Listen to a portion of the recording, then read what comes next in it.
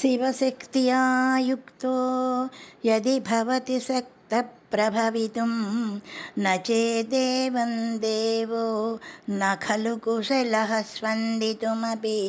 अतस्त्वामाराध्यां हरिहरविरिञ्चादिभिरपि प्रणन्तुं स्तोतु वा कथमकृतपुण्यः प्रभवति।